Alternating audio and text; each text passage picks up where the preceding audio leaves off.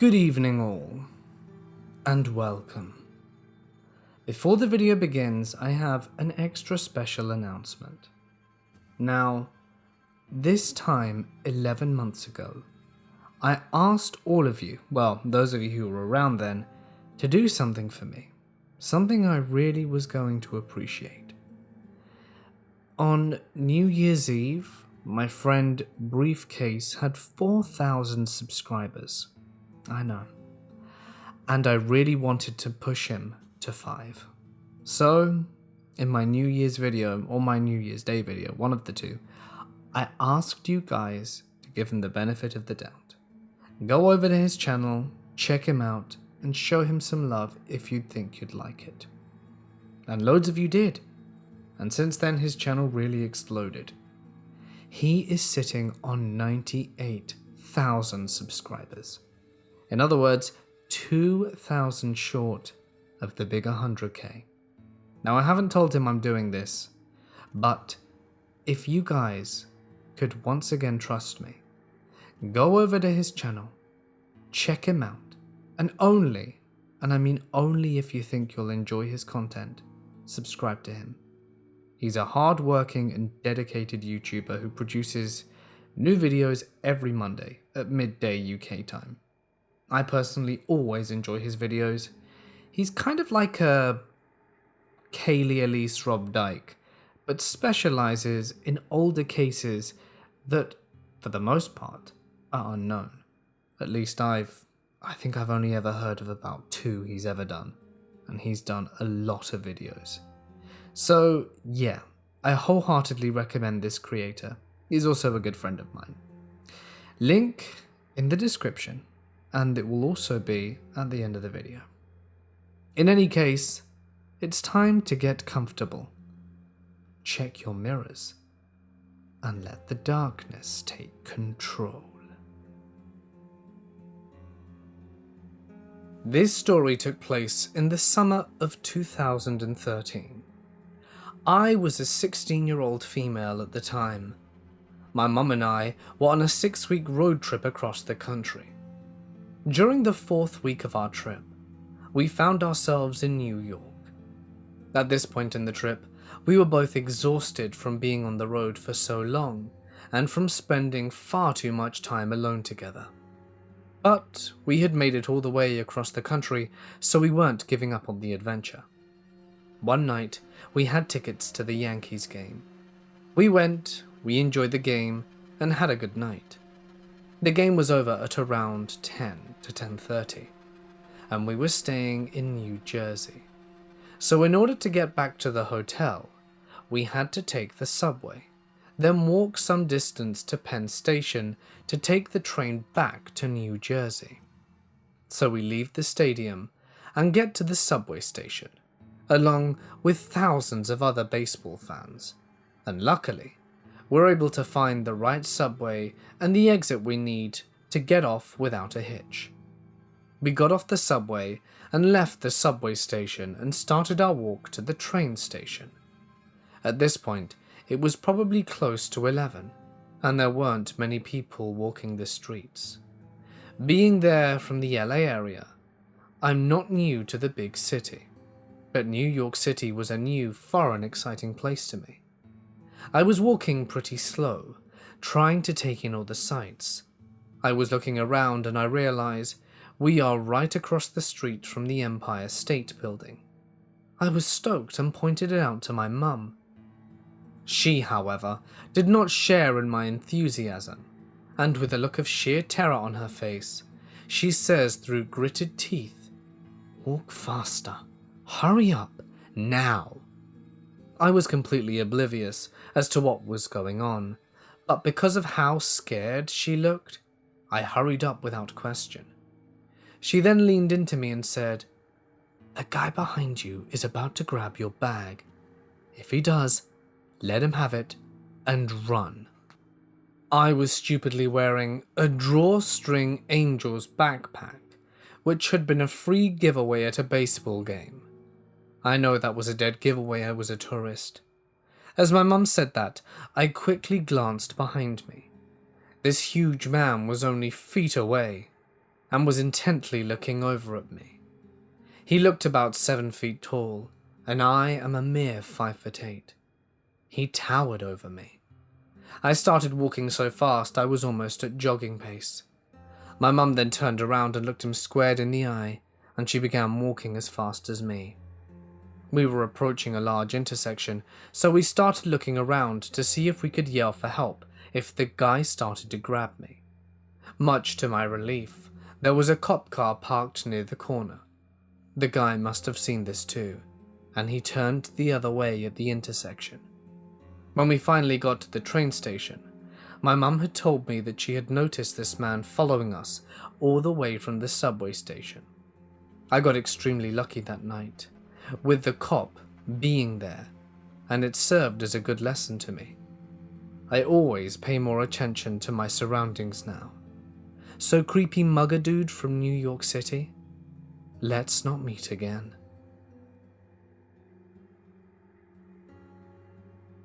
My high school held an annual Euro tour, and I went on my first one in 2011, when I was 16.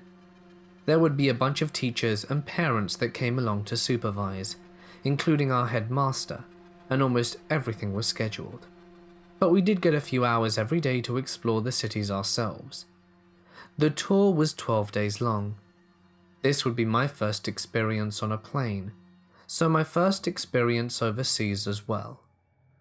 My friend and I were casually walking the streets of Rome, not too far from our hotel, taking pictures and whatnot, wasting time before we had to meet our entire group of 15 kids and 4 teachers for pizza at a small restaurant, and also very close to our hotel. This comes into play with what happened later at the restaurant.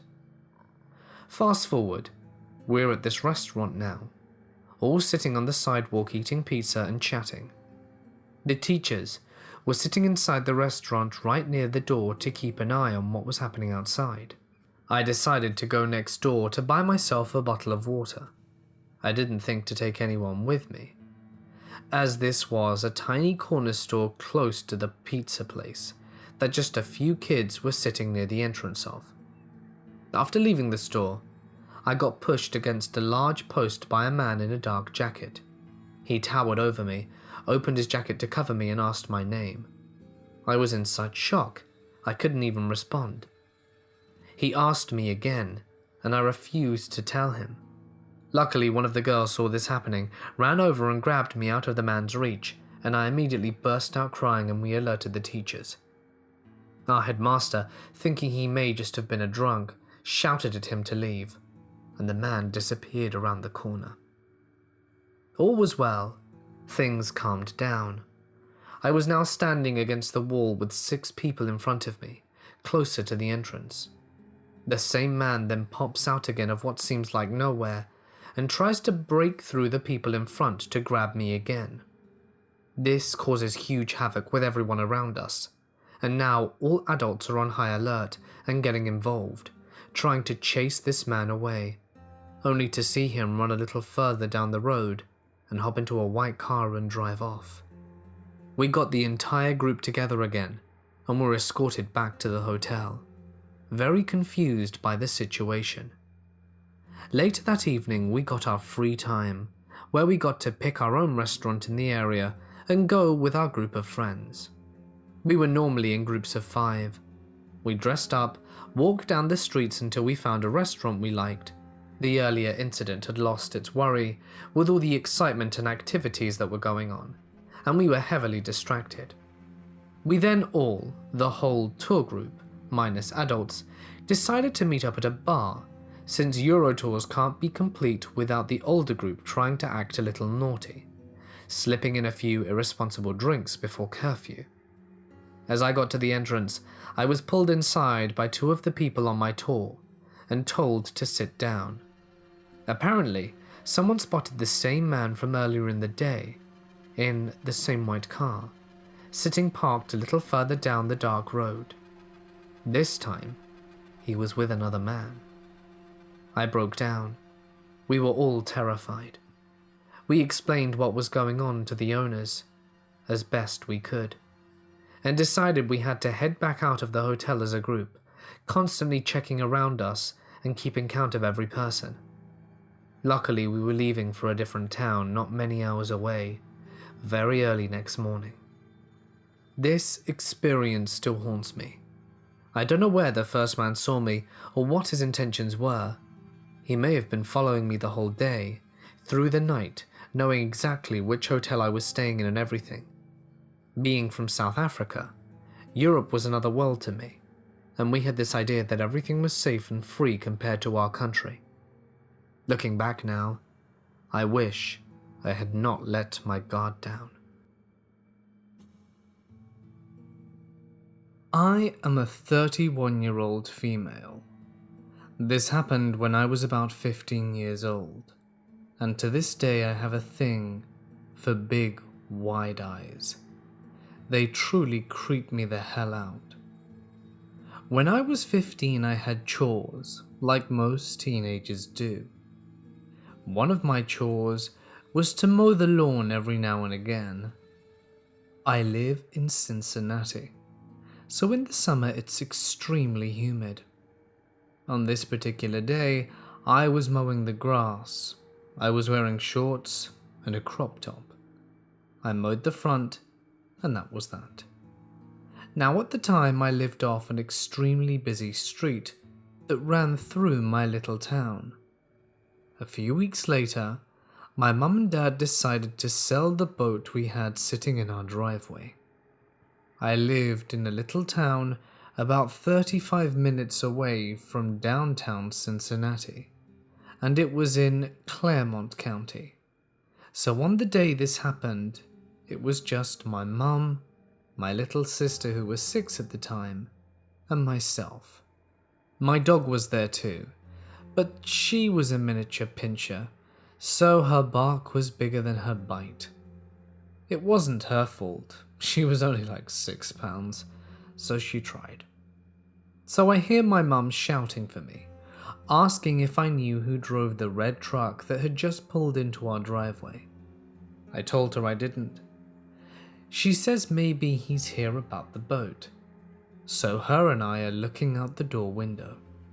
We had one of those wooden doors, but it had glass at the top so that you could see out directly.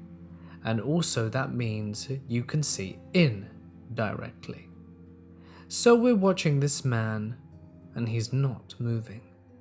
He's just staring straight ahead, and begins revving his engine like he's going to ram through our family room bay window. My mum knew something isn't right. She steps outside onto our porch, staying very close to the door, and yells, "Excuse me, sir, can I help you with anything? Are you interested in the boat for sale?" He proceeds to rev his engine louder still. My mum quickly grabs my sister and me and puts us in my bedroom and tells us to lock the doors and to not come out regardless of what she hears. I grab my little dog and am holding the dog and my sister. Then I remember that the sliding office doors are all open and unlocked, only the screen doors are closed. My mum had an extension built on the house as a home office because she was a realtor, so I began to think, with so many open ways, my mum can't do this alone. I opened my bedroom window, which leads to the backyard, which we had a huge privacy fence, so I knew that she'd be safe with the open window, and I put my deck chair up against it and tell her to lock the doors, and if I'm not back in 5 minutes, to go out the window through the little opening all the way to the other end of our backyard, which leads to the neighbors, and to take the dog with her and call 911. I give her a hug and a smile and told her everything would be okay, and locked the door behind me. When I peek around the corner into the living room, I see my mum pushing on the front door with a shotgun, and this man has his face pressed against the glass with his huge eyes. They're wide and crazy looking, and I instantly freak the hell out. I begin to army crawl through the living room and past the door so that he can't see me, and so I don't distract my mum. My dad collected stuff from World War I or II, and kept them on the bookshelf by the kitchen and dining room. I grab his bayonet off the bookshelf and continue to army crawl to the office. I quickly shut and lock all the sliding glass doors, so the only way this man is getting through is the front door. Once I have the office secure, I quickly dial 911 and go over to the door where the man is and push on the door with my mother, looking at his huge, crazy-ass eyes, and yell that I've called the police and they're on their way. At this, he quickly returns to his truck. My mum gets the door secure, and then we hear the revving, only this time it's more aggressive and extreme. We're convinced he's going to ram his truck through our family bay windows. He's getting in before the police come. I hand my mum the phone and go running to my room. I knock to tell my sister to open the door, and it takes her a minute, but she does manage to unlock it. I knock just as she has begun to climb the chair to the window to run to the back neighbor. Thank goodness I'm caught her in time, because this man didn't ram our bay window. Instead, he took off. But his lips and nose prints remained on our front door on the glass. When the police did arrive, we explained what he was driving and what he looked like. I had gotten his plate number also, and they found him 10 minutes up the street at a Gold Star. It took 6 policemen to take him down and put him into custody. He claimed to have an epileptic seizure and had no memory of what happened to him. Turns out what really caused this random big-eyed psycho to try and break into our house was a few days previously he saw me outside mowing grass and my mum working on the flower bed and thought we were very pretty. I lived in a pretty small area in Clermont County, so I'd seen him around.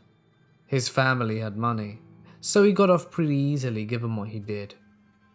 Whenever I'd see him, which was mainly where I worked, I had to go to the back and stay there until he left. So to the man whose name I can't put in here and caused me to literally be terrified of big eyes, please, let's never meet again. During one of my visits to Hawaii, I stayed with my aunt and cousins. They lived in an apartment right across the street from Puahu School, Honolulu. On this particular morning, the family left home in the morning, and I decided to stay at the apartment to clean and do laundry. I had finished cleaning and was preparing to head to the laundry room when I realized I didn't have enough quarters to run the washer/dryer machines. I assumed there would be a coin exchange machine at the laundry room and headed out. I also didn't have keys to the apartment unit, so I left the door unlocked. If I'm remembering this correctly, my aunt lived on the 4th floor, and the laundry room was located on the 2nd floor. Typically, the apartment was pretty quiet. It was rare to meet anyone in the hallways or on the elevator. Anyway, I get to the laundry room and survey the area, only to realize that there aren't any coin exchange machines. I decide to ask one of the other tenants for change. I walk out of the laundry room and knock on the door right across the hallway, and an older man comes to the door. I explain the situation to him, but he doesn't have enough quarters. I thank him and then knock on the door to the right of the laundry room entrance, hoping that they have enough quarters for me to finally get some laundry done. Another older lady, maybe in her 60s, opens the door. She has long brown and grey hair, and this is where it started to get weird. I notice the interior of her home is very dark, and I can't see much beyond the couch. She comes across as very friendly, and more importantly, she has quarters, which probably had a lot to do with why I perceived her as friendly. I hand her my dollars, and she asks me to hold on a minute before heading back inside. She takes about a minute, but comes back to the door and hands me the requested quarters. As she's counting off the quarters onto my hand, a man suddenly comes next to the door, positioning himself next to her. He seems to be her son, maybe in his late 20s or early 30s, but interestingly, displays childlike mannerisms in the way he stands and stares at me. He has a full moustache of dark brown hair and is definitely a fully grown man. He kind of looks like he could be one of the members of the Beatles. He stands about 5 feet 10 inches. He's not wearing pants. He's wearing an oversized collared golfing shirt with horizontal stripes in black and brown and blue. The shirt drops low enough, covering his crotch. Not that I was trying to look, but it was still a little disturbing. Did I mention he's not wearing pants? The kind lady seems to be embarrassed that he's come to the door and gestures to him, almost like she wants to shoo him away. To my discomfort, he sticks around even with the stern shooing and continues to stare at the quarters and then back to me, making me feel just a bit uncomfortable. To my relief, this awkward exchange ends and she shuts the door. I get the washing machine running. It's now been 30 minutes or so since my encounter with the kind lady and her lightly cladded son, and I'm moving the washed clothing into the dryers. The dryer door opens towards the laundry room entrance and gets in my way of seeing in that direction for a while. But soon enough, I catch a glimpse of a person standing at the doorway in my peripheral vision. Something to note. There is only one way to enter and exit this laundry room. I look, and it's the lightly cladded son, standing sort of sheepishly in the doorway, with him outside in the brightly lit hallway. I can see his silhouette in full view. He's very thin. He just stands there staring at me once again. This situation makes me pretty or extremely uncomfortable, but at the same time, I'm still unsure of how to react. I don't want to be rude to the son of the lady who had just kindly helped me, if there is no real threat, as he hasn't really done anything legally wrong. Granted, the no pants situation is a bit borderline. So I just continue to work on my laundry, making sure to keep my side vision on him. Soon after, though, I look up again, and he's gone. Relieved, I begin packing up the laundry detergent and basket. But then, he returns. This time, though, he's taken his shirt off. Under his shirt, he's only got on a diaper. Although I'm still not sure for the motive of the visit, it's now become clear that I need to get out of there fast.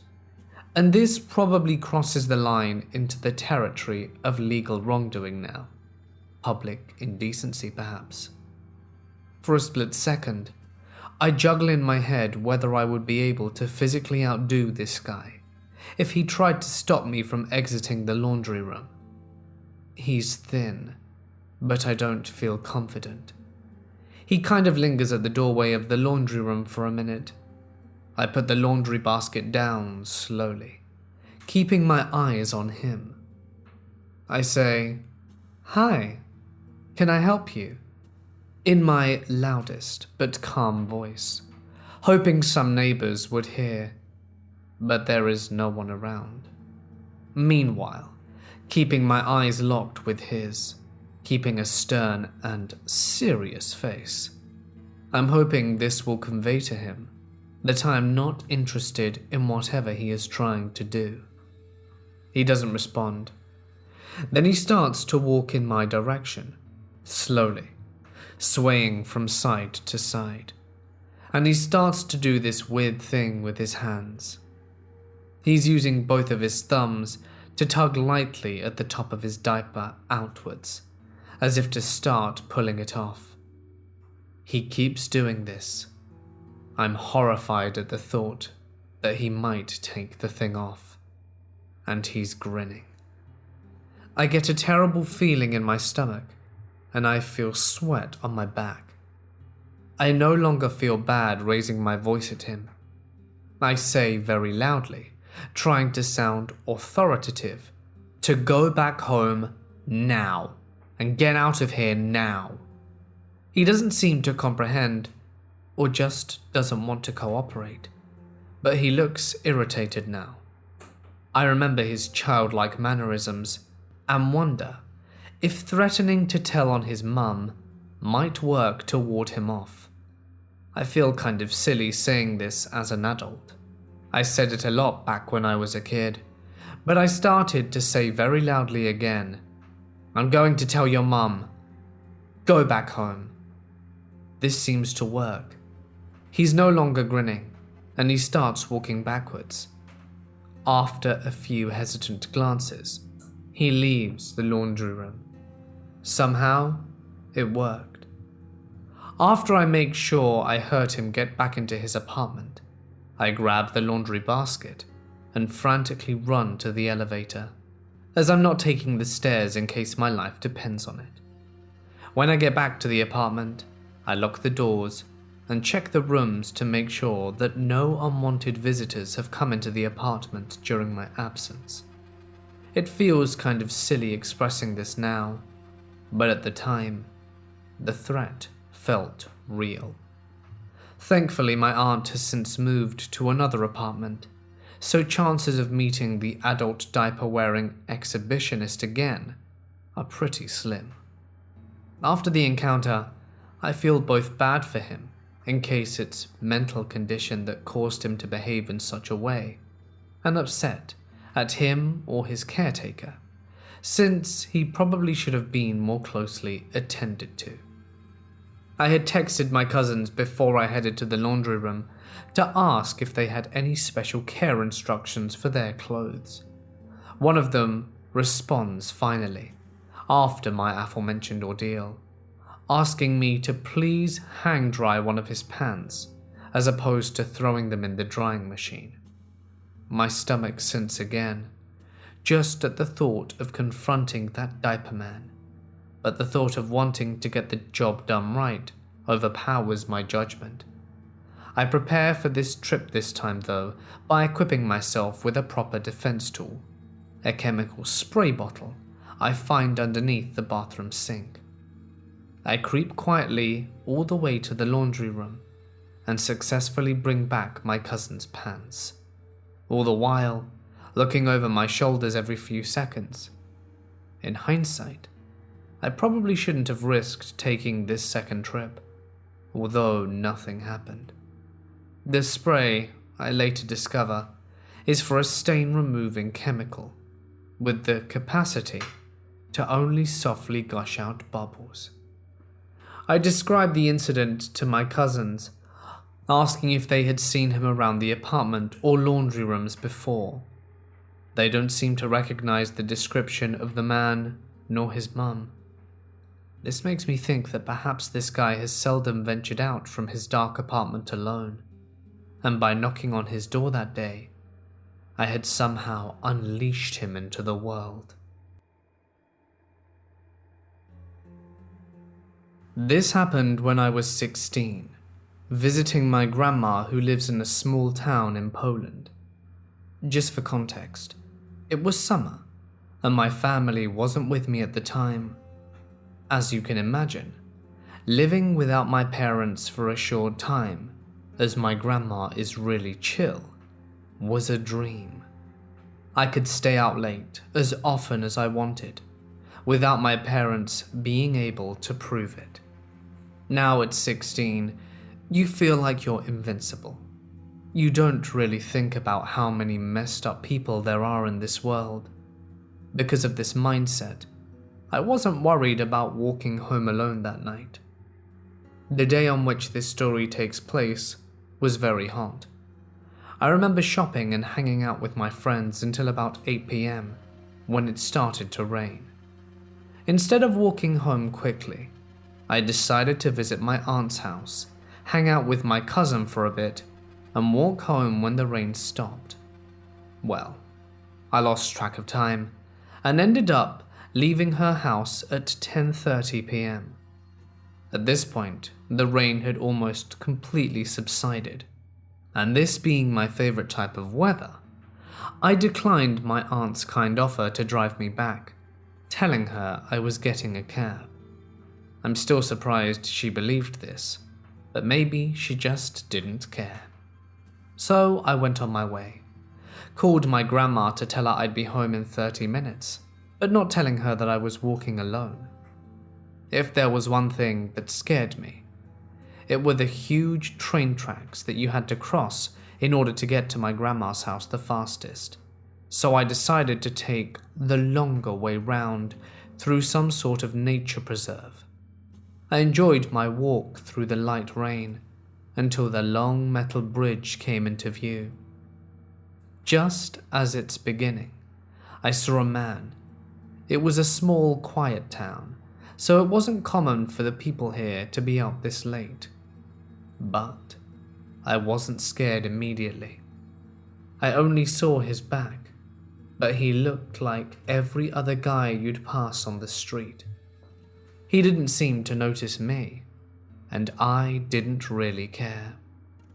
I got distracted by looking at the trees to my left, but when I came to the beginning of the bridge, the man was nowhere to be seen. I suddenly stopped dead in my tracks and got an ominous feeling.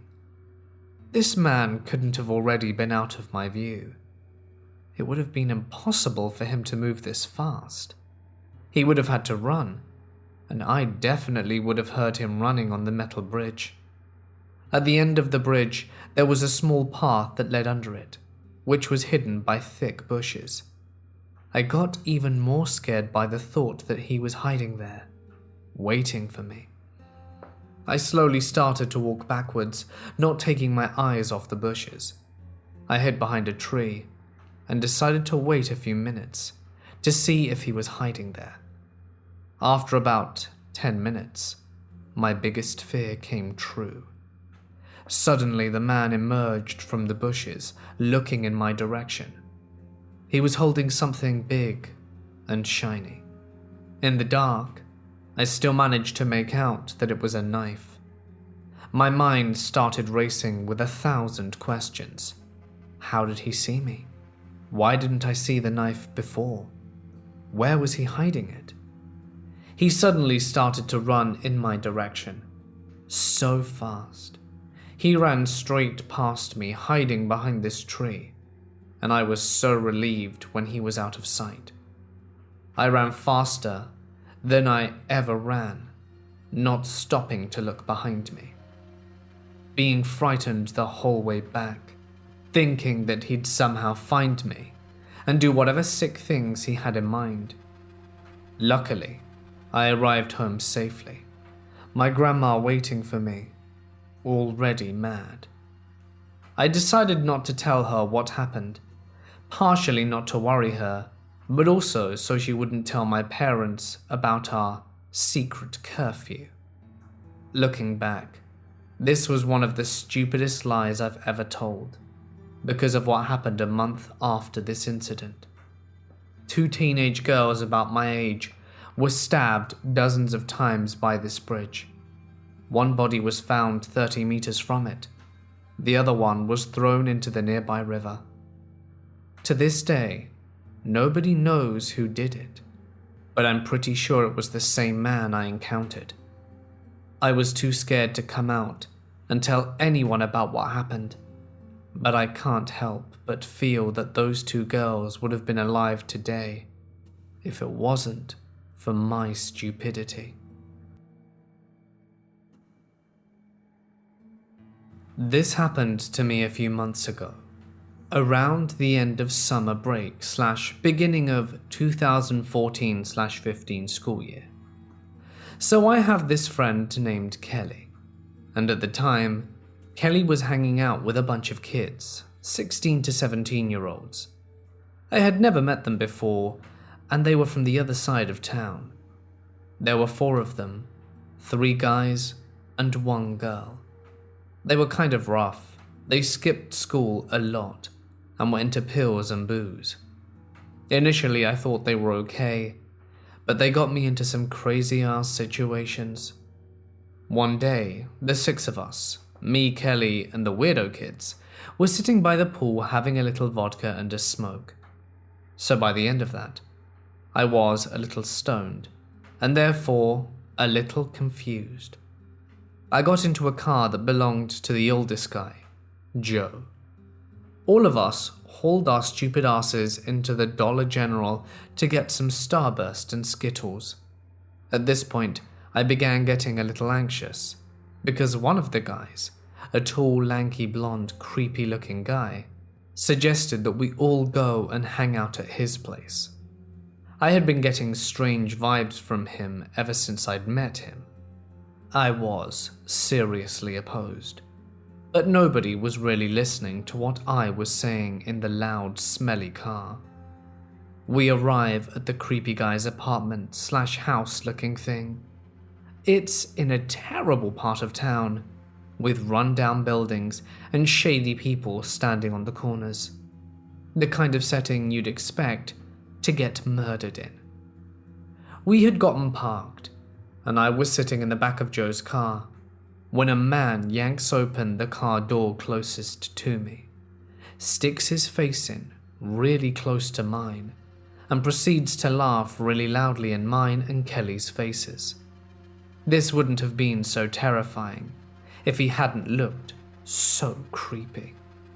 He was white, middle-aged, trashily dressed, stocky, bald, had a front tooth missing, and was wearing really bright blue contacts, just looking really weird, and definitely drunk.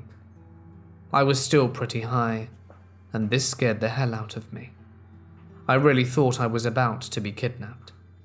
A couple of people called him away from us, thankfully, and he lurched off somewhere else. My friend and I reluctantly got out of the car and walked into the creepy guy's front yard. A few minutes later, Joe gets a call from his mother, who's pissed as hell, because she figured out he had skipped school again. So he peels rubber out of that place, leaving Kelly and I stranded in this hellhole. Thanks. I don't want to go inside, but somehow I was ushered in regardless. The inside of the apartment is as trashy as the neighborhood is. Creepy guy's father explains that he doesn't want us girls to be standing outside in this neighborhood, because he didn't want us to get shot. Lovely. My alarm bells are exploding right now, and I want to leave so badly. Kelly begins to walk upstairs, and I follow, not wanting to be alone in this place. The creepy guy is sitting upstairs smoking a cig, and asks me if we'd like to take a seat. The only thing to sit on is his mattress. I adamantly refuse, and quietly get the message to Kelly that I want to leave now. While our only transportation was Joe, who is now MIA, the creepy guy's mum offers to take us back to Kelly's place, and this seems like a ray of sunshine, even though she seems kind of messed up too. We enter her van, which has no seats in the back, so we're sitting on the floor scared out of our minds. Before leaving, she informs us that she's on new medication and apologizes if her driving is not so great. Awesome. Drugged up crazy lady driving me and my friend halfway across town. Fortunately, we get back to Kelly's house safely, but that was the scariest experience I have ever had in my life. I didn't know if I'd be kidnapped or shot or what else.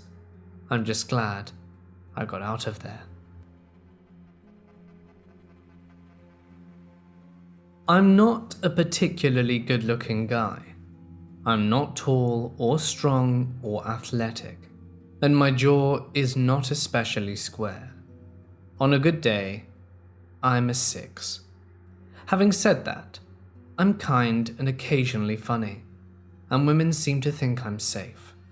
And so I end up with a lot of female friends whom are affectionate in non-sexual ways. I'm married, so I don't feel like I'm being led on, and don't pine for this affection to go any further. For the most part, I just enjoy the attention for what it is. A couple of jobs ago, I had a co-worker, Jay, who was lovely, funny, and charming. She and I became good friends for quite a while, but she mostly kept her personal space. It was the day that I met her husband, Ray, that she gave me a hug for the first time. He pulled up outside the security door just outside our offices, and she and I happened to walk out at the same time.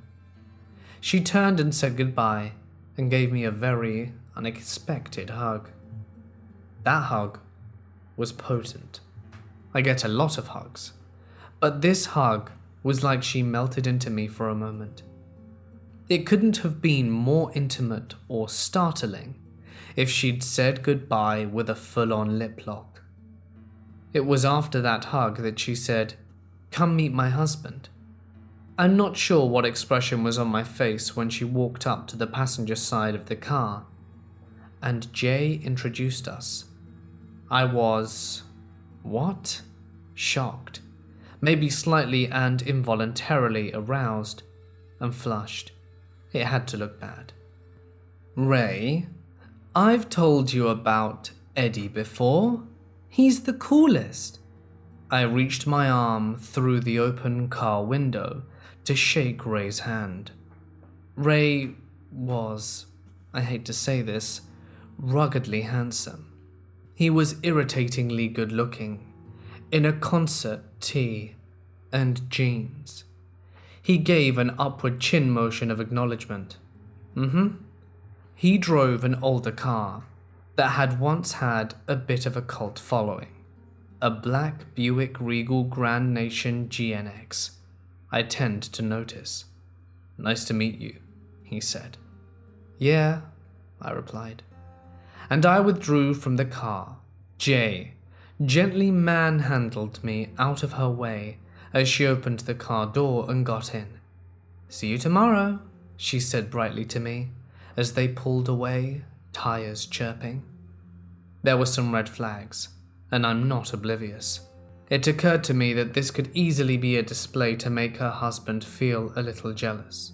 Some of our conversations had led me to believe that he showed more interest in video games than her sometimes, which I'll admit I thought was a sign of very bad judgment on his part.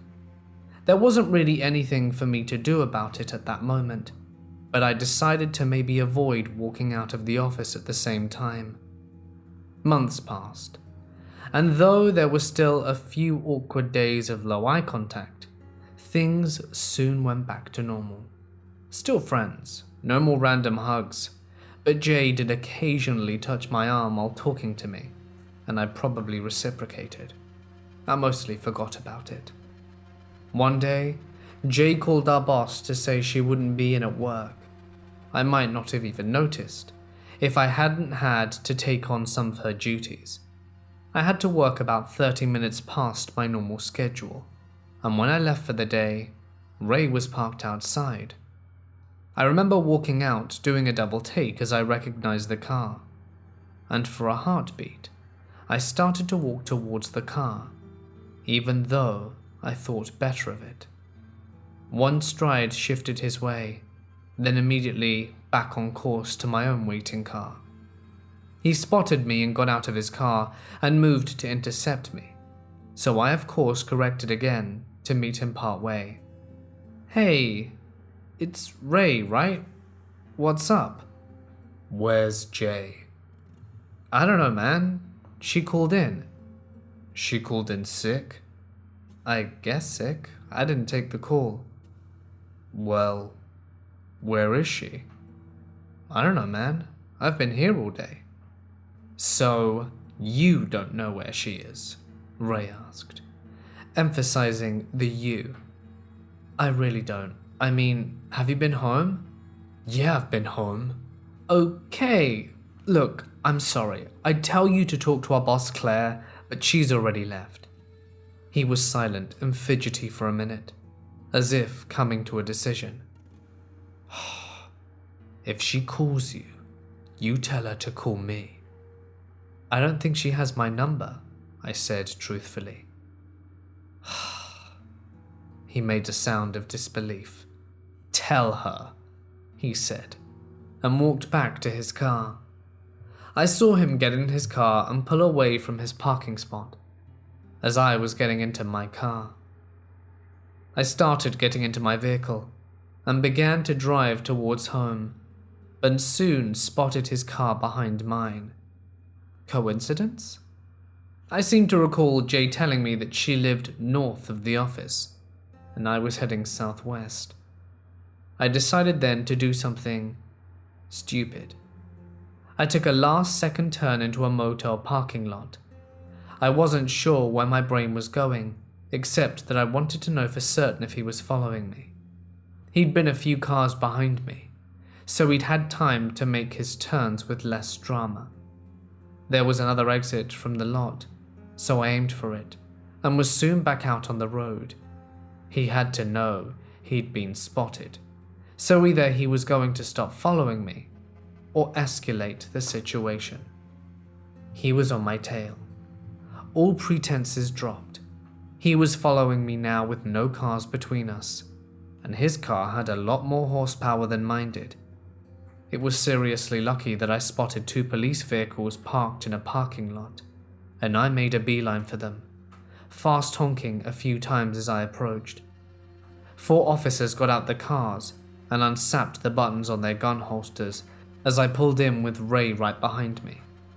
I stayed in my car, both hands on the steering wheel. Ray got out of his.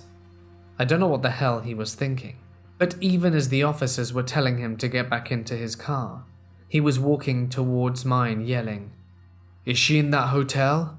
Were you meeting her there? How long have you two been screwing each other?" The police understood the situation very quickly and interposed themselves. One of the 4 came to my car and asked me to exit the vehicle slowly, and asked me to explain the situation.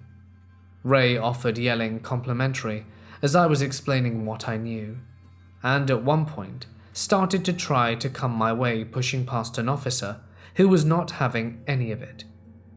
Ray was in the back of the cruiser, with bracelets reassuringly fast. It's a bit of a blur from there. I think the cops talked to me for 30 more minutes and only lectured me slightly on the way I'd driven towards their cars in the parking lot, cutting across lanes and honking. As for Ray, he should not have tried to shove a policeman out the way. I'm pretty certain the cops did not believe me that I was not screwing Jay. Have you ever recognized that you weren't thinking clearly, but were unable to do anything about it? Intellectually, I knew it didn't matter whether they believed me or not, but on some level, I was seething about it for days. I spoke to Claire the next morning at the office and told her that I'd like the security guards at the office to walk me out to my car for a while. We didn't see Jay until a week later. She came in to clear out her desk. She'd quit and was going away. Beyond that, she wouldn't speak to me, and I haven't seen her or Ray since.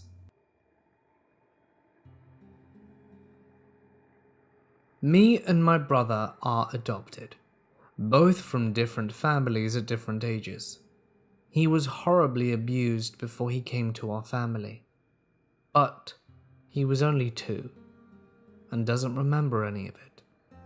But the damage is done. He has explosive anger and is a compulsive liar. He'll make up stories that supposedly happened in the past. He'll say that our adopted parents continued mistreating him in the same way his real parents did, and that he was never treated fairly, and they only ever tried to buy his love. This is all rubbish, mind you. Our parents are the most gentle and loving people I've ever met. They kept him housed, fed, and dressed all his life. He's 26 now. When he was in high school, he used to cut his arms for attention, all superficial wounds, and never had to get stitches. In other words, he's a drama king. We aren't sure if he's bipolar or has some form of autism. He never wants to cooperate with therapists or doctors, so he's never been diagnosed with anything nor medicated. Now let me clarify, we love my brother Duke. My whole family has loved him since the day he joined us. He is quite eccentric, but we've always appreciated him for his differences. Even though he has violent outbursts, we have always just accepted it and moved on. About 6 months ago, he started dating this woman, Nina. She's 10 years older than him and has 2 children aged 16 and 10. Their relationship is a whole different story. But basically, she takes a lot of opioid pain medication and started to give him some. He has an addictive personality and is spinning out of control. He took a belt to her son because he was talking back, and he's constantly getting rid of dogs. By no fault of their own, mind you. He says that they're misbehaving, but really they're just reacting to how he is behaving. In June, it's my father's birthday, so one evening we went out to dinner to celebrate. My brother was messed up on some pain medication, and he tried to deny it, but we could tell we aren't stupid. The dinner ended up in a yelling match between Duke and my mother. My mother forced him into the car and drove him to the hospital, but he refused to go in. He probably didn't want his girlfriend to get in trouble for giving him her pain medication. Eventually, she came and collected him, and they went home. During the next few weeks, I got a lot of messages from both my older brother and Nina about their fights. Apparently, they think I could help them, but I'm not in the relationship, and I repeatedly explained that to them, that they need to speak to a therapist or marriage counselor, not me. Their relationship continues to spiral out of control. Nina is apparently trying to get pregnant during this time. Supposedly, she succeeded, but miscarried. Now this could be true, but I'm getting major drama queen vibes from her as well. I really think she's just trying to rock my brother's boat. They go on a road trip, and I get a call from my brother. He's screaming and crying and telling me that Nina is walking down the highway opposite the traffic and refuses to get back in the car. I tell him to calm down and beg her to come home.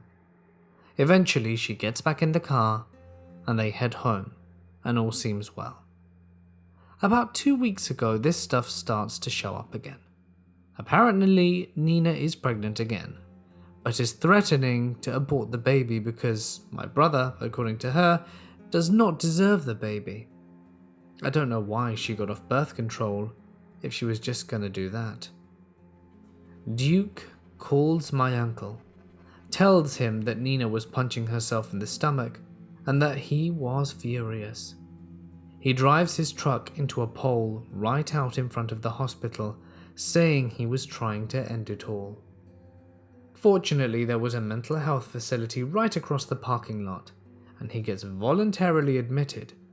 But after the 72-hour hold, they release him, and he remains medicated on whatever they prescribed him until the bottles run out, because he lost his insurance after that, and didn't deem it necessary to go take the steps to remain medicated. He doesn't stay out for long though. Just a few days after that, he's readmitted, but involuntarily. The details are a bit unclear to me, but the cause was from another fight between himself and Nina. During this stay, he is compulsively lying to therapists, not partaking in any activities, and making a fool of himself as well as my entire family. He refuses to see Nina or take anything she tries to deliver him. My uncle and cousin go on visitation to talk to him. The conversation lasts for about 3 minutes before he freaks out and leaves. We find out that he has sold all of my grandfather's rifles who passed away 10 years ago. My aunt is in agony, knowing that she has lost family heirlooms because of my brother's ill decisions. The next time my uncle goes to visit, he threatens to end my parents' lives, as well as to snap Nina's neck. Present day, my brother is due to be released this afternoon. There's still a .22 missing. Duke says that he's going to a homeless shelter and getting his dog from Nina. And then goodness knows what's going to happen. Please, pray for us.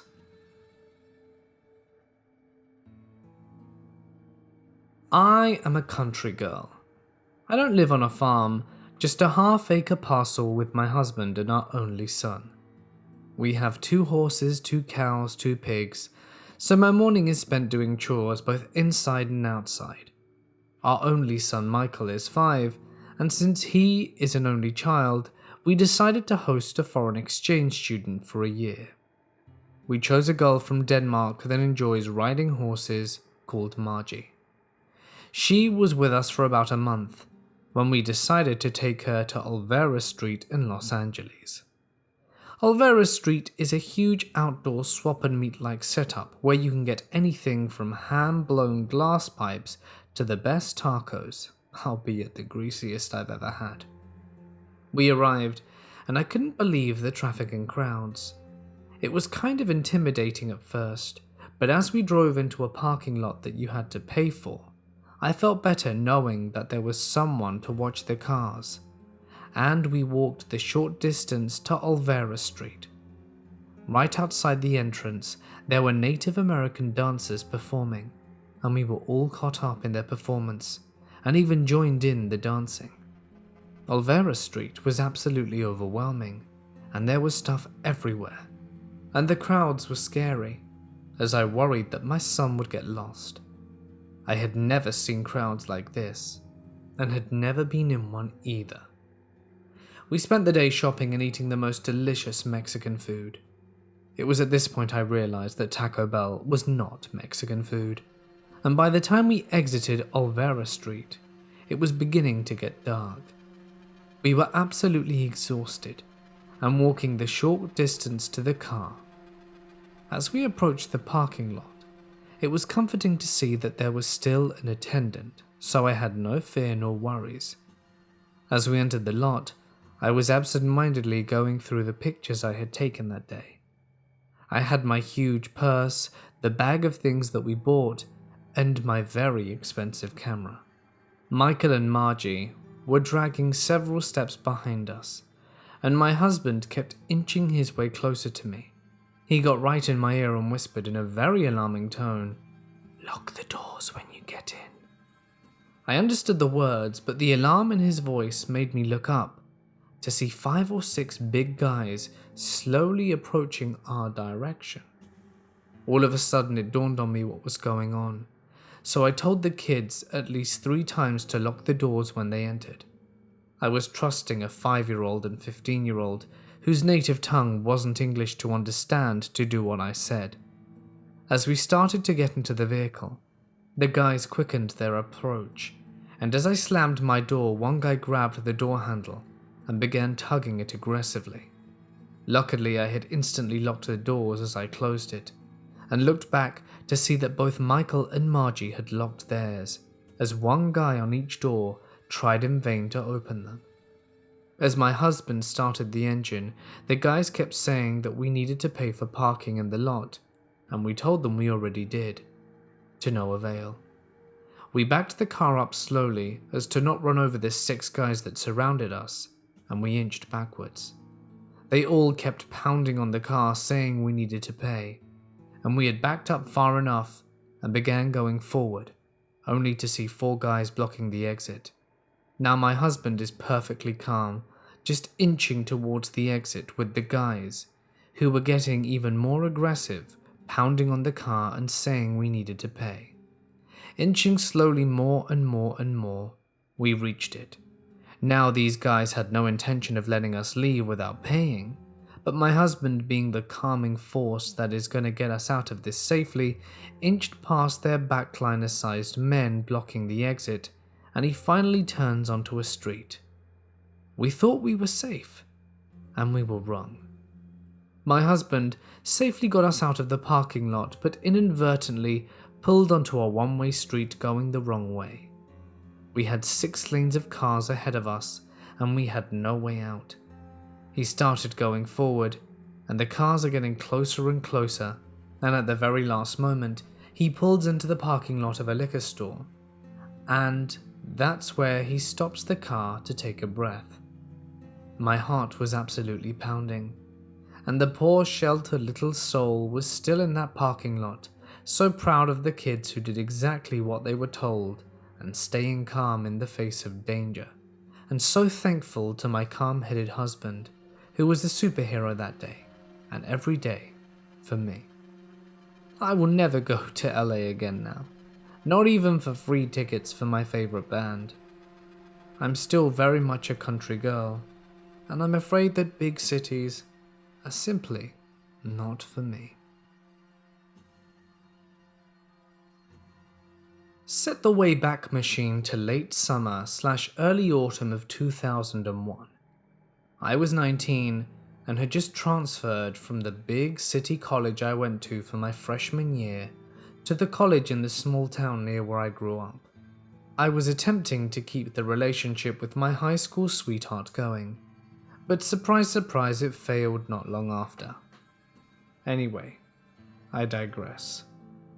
Not long after I started there, I met the man who would soon become my best friend, and remains so to this day, Jimmy. We'd first meet up at some stupid lock-in event, and had kept talking after that. I wouldn't call us friends at this point, but we were good enough acquaintances that he invited me to attend a White Wolf gaming session he ran.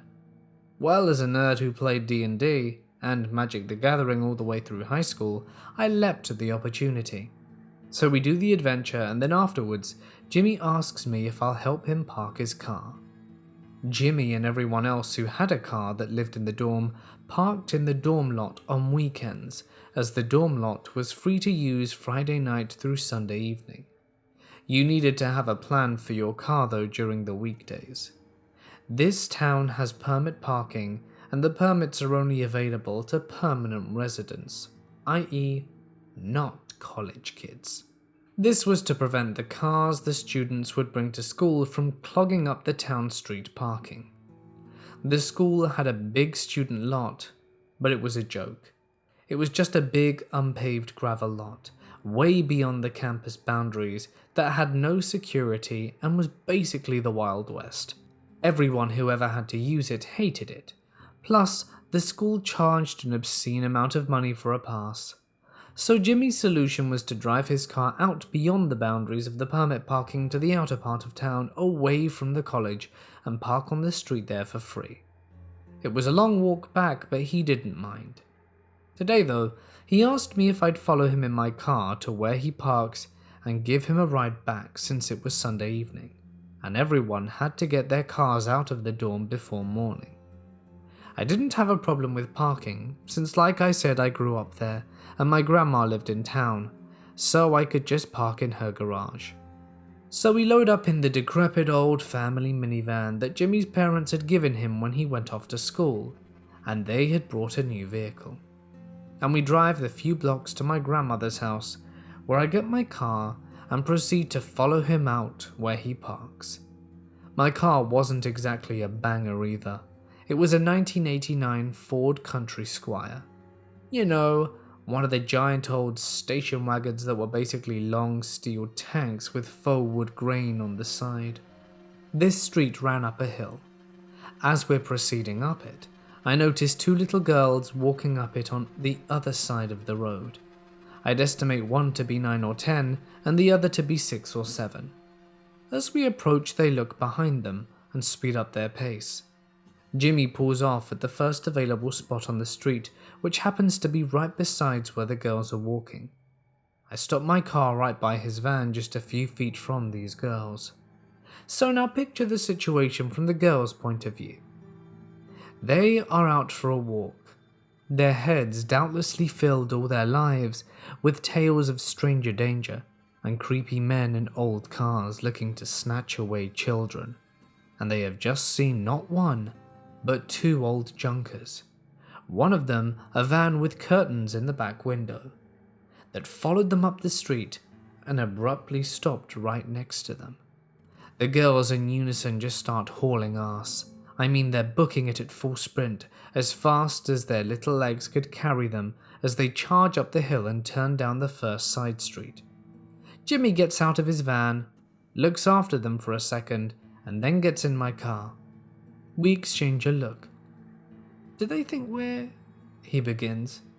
"Yeah, dude. They think that we're totally trying to take them." There's a moment of silence, and then we both just lose it laughing. We probably sit idling for 15 to 20 seconds, howling with laughter, before I manage to choke out, "We should probably get the hell out of here before the cops arrive," and off we go. I could never think of the sight of those poor two girls running away up the street from what they imagined to be weirdo takers without a chuckle. Those girls have to be in their mid to late 20s now. So ladies, on the off chance one of you hears this and recognizes yourself, I'm sorry, we didn't mean to scare you, but you've given Jimmy and I an amusing anecdote we often share.